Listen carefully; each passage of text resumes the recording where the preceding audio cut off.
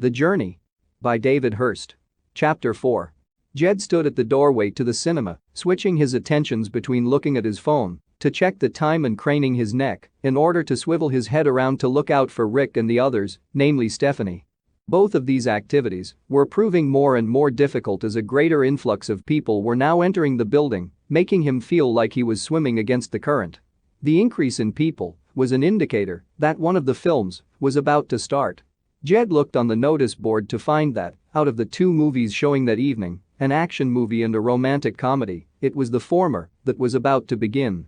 Although not being told by his friends if he could call them that yet, he felt that they were about to miss the movie they intended to watch, as he couldn't see the likes of Rick Jones watching a non-funny romantic comedy which almost sent Jed to sleep just watching the trailer. This wasn't to say that the action movie looked any better. It was one of those sequels which had been done to death before the second one had even been released. It was called Absolute Destruction 4, the 4 must have stood for Forget It, Jed thought. Still, it wasn't the movie that Jed came to see and hoped that most of the action would be taking place between himself and Stephanie. However, this was on the very high end of expectations as he and Stephanie were far from being a couple at that point. A more likely outcome would be that it was some kind of trap. The reason for this was a mystery to him. In school he thought he had played things well with regards to the in-crowd by staying out of their way but still being on friendly terms. All this had suddenly changed just a matter of hours ago when he had talked back to Mr. Brookhouse, putting him on their radar, and now, after spending his lunch break with them, had managed to find himself socializing with them out of school hours. When they suggested he go out with them that evening, he wasn't particularly enthusiastic and wanted to wriggle out of it without insulting the hardest kids in his year. Naturally, it wasn't difficult for them to see what Jed was trying to do, so they used the same tactic as before, which was using Stephanie as bait. Again, Jed was suspicious as to why they would help him get with the most attractive girl in school, well, the most attractive girl his age. The other title was currently held by Leanne Preston in year 11. Jed still hadn't arrived at any theories as to what Rick and co wanted with him when he felt a tap on his shoulder. Jed looked around to find there was nobody there, then immediately turning to find TT on the other side of him. "All right," TT said Jed, hoping that he didn't take offense to him addressing him that way. "Where are the others?" Jed asked, looking around to see if he could spot anyone. "Alfie and Rick are waiting around the corner," TT told him as he ushered him inside the building. "Are they coming in?" asked Jed, confused as to what was going on. "No. They're barred from here." "Why? What happened?" Jed found himself daring to ask. "Because they were drinking," TT explained. "They were minding their own business though until that cheeky bastard asked them to be quiet. And they get barred for hitting him when it was the man who had started it. That's not right." "There's no justice in the world," Jed commented, trying to sound genuine whilst making such a sarcastic comment. Although having not been given all the details, he could imagine a man and wife treating their kids to a movie, but having it spoiled by a couple of drunken teenage lads in the back talking and swearing loudly. He probably asked nicely too, but had found himself on the receiving end of a beating all the same. "So why are we here if the others are banned?" asked Jed. "That's why," he answered, pointing over to the doorway. Jed looked around to see Stephanie walking into the building flanked by her two friends Charlie and Faye. It was then that he realized that the only times he had seen her was when she was wearing her uniform. Despite her being dressed down in a sense, as he was used to seeing her in a short skirt and a white blouse, both of which clung to every curve of her womanly body, he was dazzled by her elegance in a simple pair of jeans and a black t-shirt. Her hair was different too, Jed noticed. Instead of her wearing it long and straight, she had gone for a more ruffled look that evening which bounced off her shoulders as she waved to a car as it drove off. "Alright, girls," said TT as he approached them. "You know Jed, don't you?" Jed nodded to the girls in acknowledgement. He received a heart-piercing smile from Stephanie, while the other two looked at him like he was a homework assignment. "So where's Alfie and Rick?"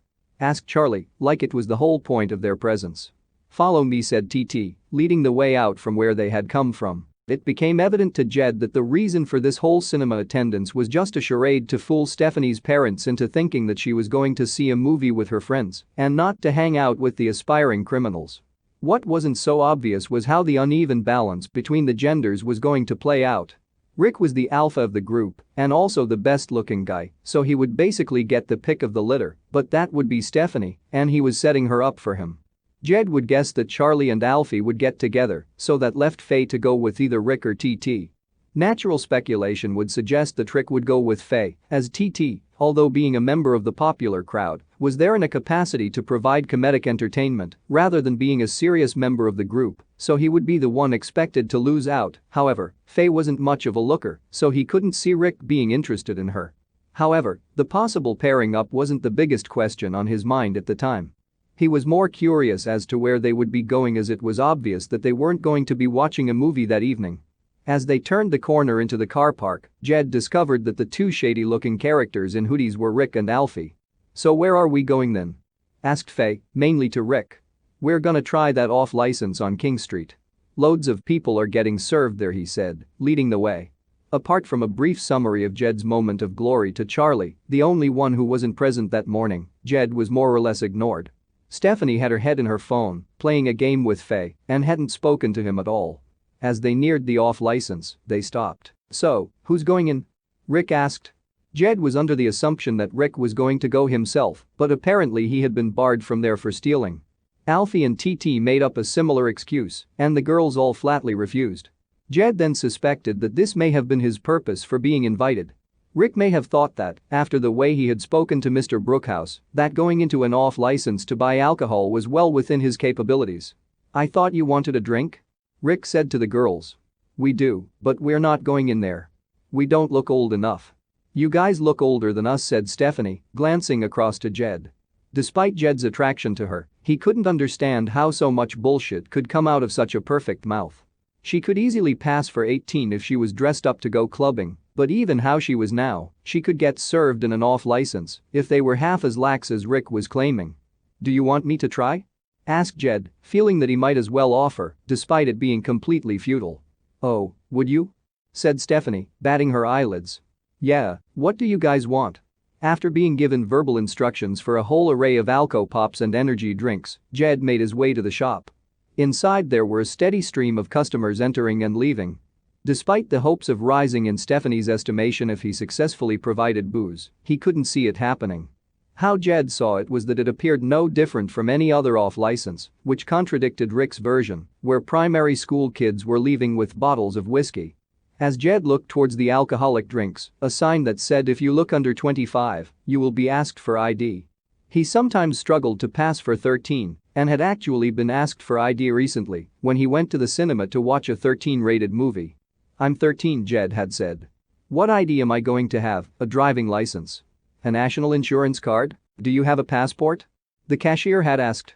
"No, you don't need one to go to Blackpool," Jed had informed him.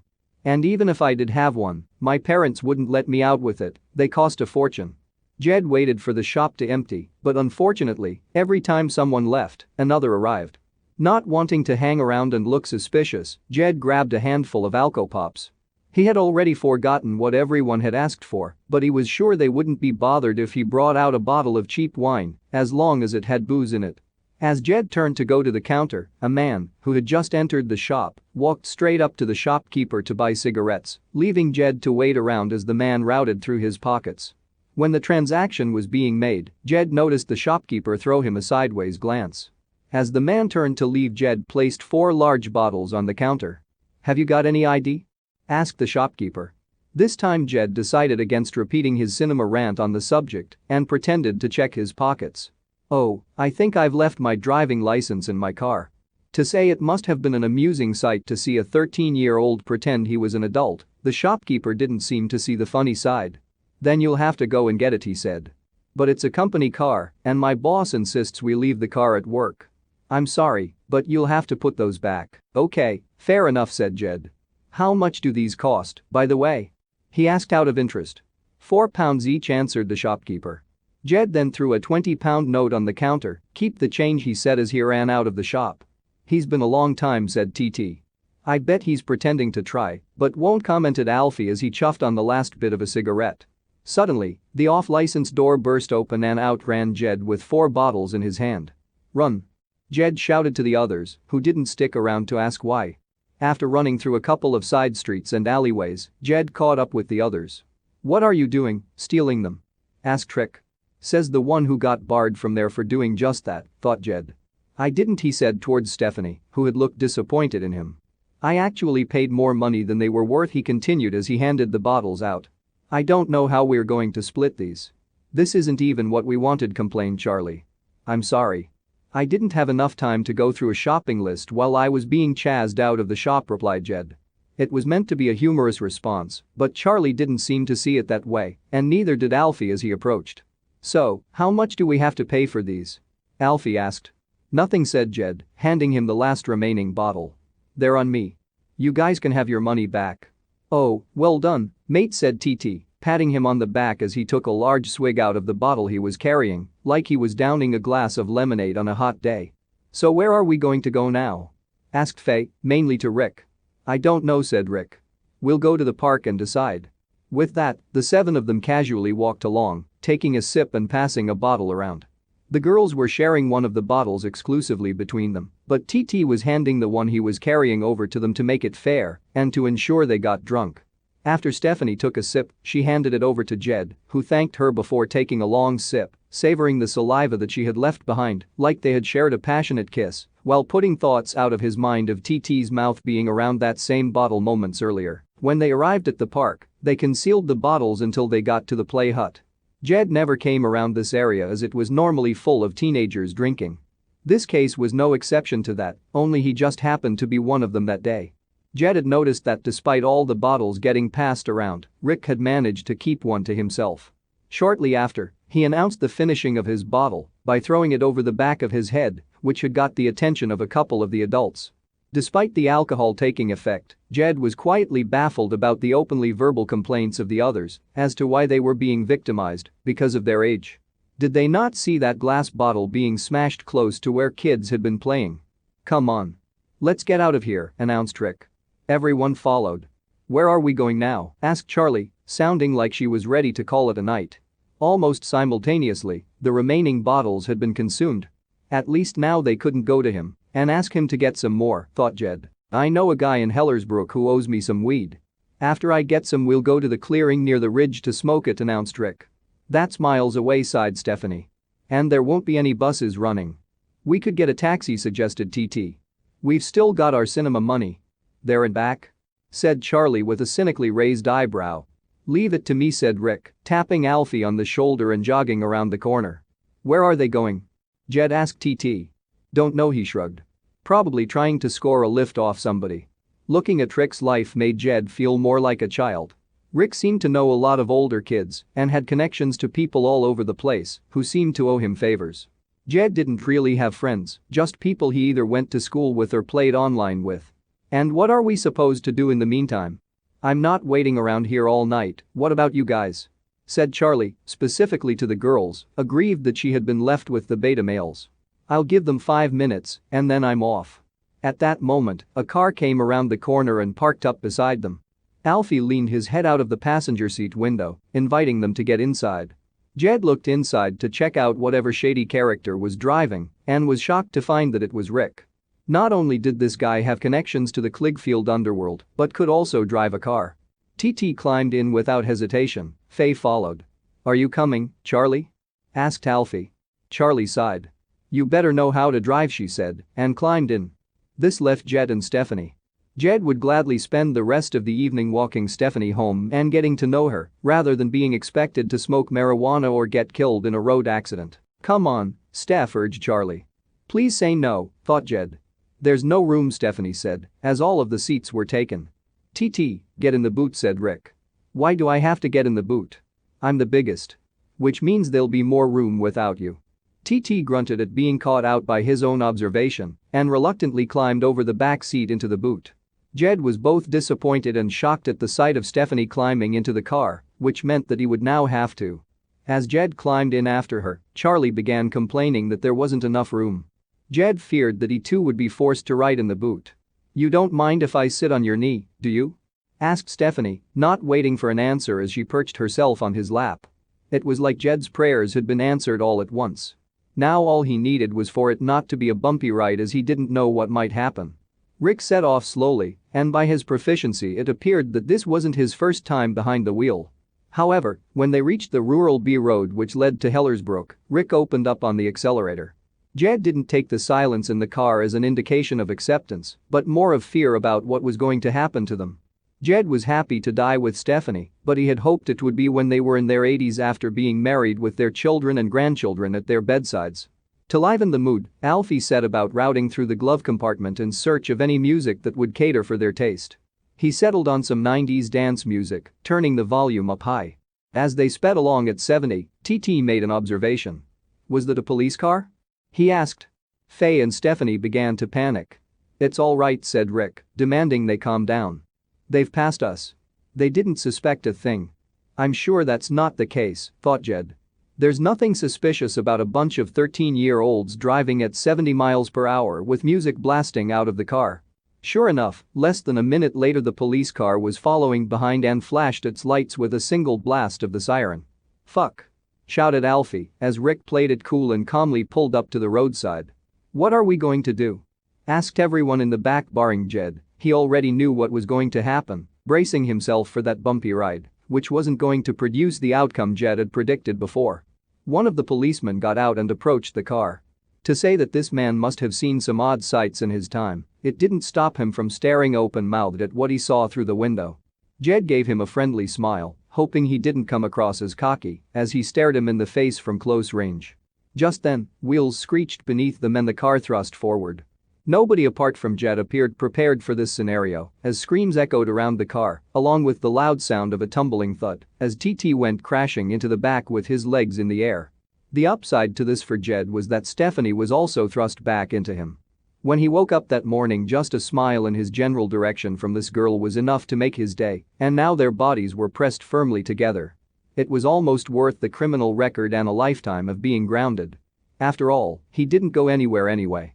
However, that was the least of his worries at that moment, as the cries of the other passengers pleading with Rick to slow down were falling on deaf ears and gritted teeth, as this rebel was happy to gamble with his life and everyone else's in the car in his bid to escape. Suddenly, Jed felt a bump beneath him, followed by the car dropping and slowing down. "We've hit a stinger trap," announced TT to anyone who didn't know what had happened. Out in front of them a police car appeared. Rick jumped out before the car had even come to a halt and ran for it. This was quickly followed by the passenger door and the boot flying open. Rick, TT and Alfie headed into the trees to their left. Charlie, Faye, and Stephanie followed suit, leaving Jed, despite his better judgment, with no other option than to follow them. "Police! Stop!" shouted one of the policemen, which only seemed to spur everyone there on to run faster. "We need to split up," insisted Rick, who, in fairness, had probably had more experience than the others when it came to getting chased by the police. Seconds later Jed discovered that only he and Stephanie seemed to be getting chased, and they were both tiring. "We've got to find a place to hide," Jed told her through shortened breaths. "In there," he suggested, pointing out an old barn. No sooner had they entered than their feet slipped and slided as the ground became less solid underfoot. The mud, and quite possibly shit by the smell of it, had consumed the bottom half of their shoes as they tiptoed inside for somewhere to hide. In the corner, where the puddle of mud was deeper, was where the best cover was provided, as there was a wheelbarrow, a couple of old coats and a hay bale. The pair of them sat in near silence, save for their labored breathing, as they listened out, tracking the voices of the police as they hunted them and the others down. "Are all your Friday nights as eventful as this one?" grinned Jed. "Fortunately not," smiled Stephanie, brushing the cobwebs out of her golden mane as she swept it back. "Has he done that before?" asked Jed, referring to Rick and the car theft. "Why did you get in?" he braved to ask. "I don't know. Everyone else was getting in, and I'm fed up with my parents being overprotective of me, dropping me off and picking me up without allowing me to make my own way." "Why did you get in?" "Because you did," Jed shrugged. "I would have preferred it if we hadn't bothered and walked back together. It would have given us time to get to know each other." "So what are we doing now?" Stephanie asked. "I suppose," conceded Jed. "But it's not very romantic," he said, looking around at the crumbling walls and rotting timber roof. "I don't know," said Stephanie. "It is what you make it," she said, moving her lips towards his. In a spark of magic, her soft, cherry-scented lips connected with his. Jed's breaths were more frantic now than they were when they had been running. It was like the world had just come to light. "That's enough, lovebirds. Stay where you are," instructed a policeman as he shone a torch in their faces.